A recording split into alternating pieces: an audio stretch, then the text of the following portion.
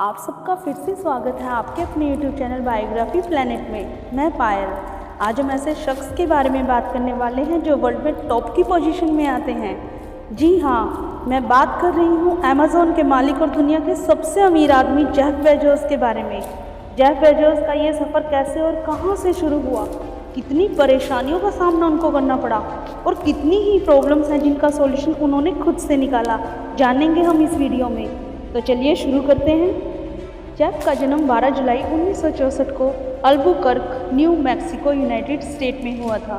Jeff की माँ का नाम था जैकलीन। जब जेफ पैदा हुए तो उनकी माँ की उम्र 17 साल की थी। जेफ जब 3 साल के हुए तब उनके पिता डीड जॉनसन जेफ और अपनी पत्नी को छोड़कर चले गए। फिर उनकी माँ ने जेफ के फ्यूचर के लिए दूसरी शादी निक्लोन बेजोस से की।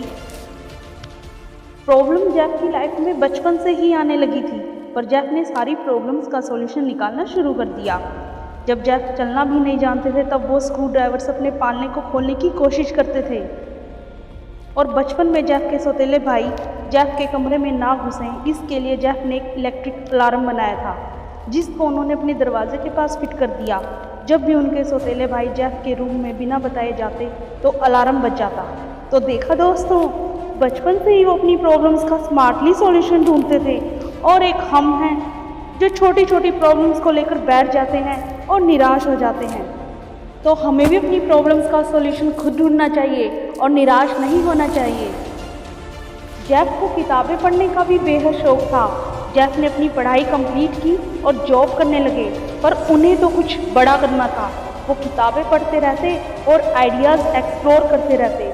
फिर जेफ ने देखा कि इंटरनेट मार्केटिंग का क्रेज़ बढ़ रहा है, तो उन्होंने कंप्यूटर पर बैठकर एक ऑनलाइन शॉपिंग साइट बना डाली जिसका नाम पहले तो cadbra.com था, पर बाद में इसको चेंज करके amazon.com रख दिया गया। अमेज़न नाम उन्होंने दुनिया की सबसे बड़ी नदी अमेज़न के नाम से इसीलिए रखा कि वो अपनी ऑनलाइन शॉपिंग की साइट को बहुत बड़ा बनाना चाहते थे।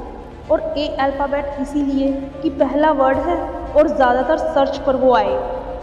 अमेज़न पर बिकने वाली पहली चीज़ बुक थी। इस कंपनी के लिए उन्हें पैसों की ज़रूरत थी जो कि उनके पिता ने लगाए। उनके पिता बोले, इतने पैसे इंटरनेट पर दांव पे लगाना क्या ये सही है? पर जेफ की माँ ने बोला, किसने कहा हम पैसे इंटरनेट पर लगा रहे हैं? हम तो अपने बेटे जेफ पर पैसे लगा रहे हैं।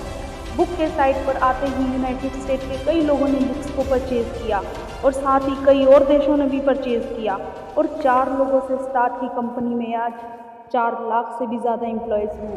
जेफ ने कंपनी तो क्रिएट कर दी थी, पर अब उसे और लोगों को जानने के लिए एडवर्टाइजमेंट की ज़रूरत थी। और जेफ के पास इतने पैसे नहीं थे कि वो ऐड करने के लिए पैसे खर्च करें। तो उन्होंने ऐसा कुछ किया कि उनके कस्टमर्स खुद उनका ऐड करें। जेफ ने प्रोडक्ट्स की पैकिंग और डिलीवरी को और ज़्यादा इम्प्रूव किया। वो खुद सामान की डिलीवरी करने जाते थे। और आज तक अमेज़न का मेन पॉइंट यही रहता है कि कस्टमर्स खुश रहें और उन्हें अच्छी सर्विस मिले ताकि वो खुद दूसरों से इसकी तारीफ़ करें। दोस्तों, जेफ की लाइफ में बहुत उतार चढ़ाव आए, पर वो अपने लक्ष्य पर डटे रहे। उन्होंने कभी हार नहीं मानी।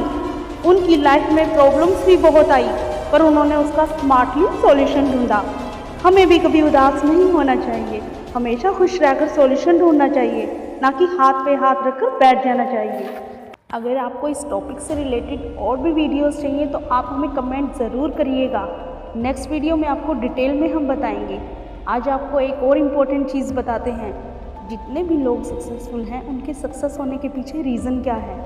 99% लोग ये टिप्स फॉलो करते हैं। आप भी करिए। आप मेरी सभी वीडियोस में देख सकते हैं कि मैंने एक ही चीज़ कॉमन बताई है कि जितने भी लोग सक्सेस हैं वो बुक्स ज़रूर पढ़ते हैं। आप भी बुक्स पढ़िए। लेकिन आज की जो जनरेशन है, हमारा ट्रेंड ही कुछ ऐसा हो गया है। एलईडी टेलीविज़न या मोबाइल, सोशल मीडिया पे ज़्यादा एक्टिव रहने की वजह से बुक्स को जैसे हम लोग भूल ही गए हैं। हम आपको ये बिल्कुल भी नहीं कह रहे हैं कि आप बुक्स खरीद के पढ़िए। काफ़ी सारी एप्लीकेशंस आती हैं जिससे आप फ्री ऑफ कॉस्ट बुक्स पढ़ सकते हैं, तो आप डाउनलोड कर सकते हैं। कुछ पेवेबल भी है, आप वहाँ से परचेज़ कर सकते हो। गीगल एप्लीकेशन आप डाउनलोड कर सकते हो। और हाँ दोस्तों, आप जो अपना वैल्यूएबल टाइम वेस्ट करते हो ना सोशल मीडिया पे, उसे कम करके बुक्स पढ़िए। हमारे चैनल बायोग्राफी प्लैनेट से जुड़े रहें। हर संडे हम आपको ऐसे ही मोटिवेट करते रहेंगे। तब तक के लिए धन्यवाद, शुक्रिया, अलविदा। आपको किसी टॉपिक पे वीडियो चाहिए तो हमें कमेंट करिए। नीचे डिस्क्रिप्शन में सोशल मीडिया का लिंक है, वहाँ पे आप मुझे मैसेज कर सकते हो। मैं वहाँ पे आपको रिप्लाई करूँगी। आप मुझे फॉलो कर सकते हैं। Thank you so much.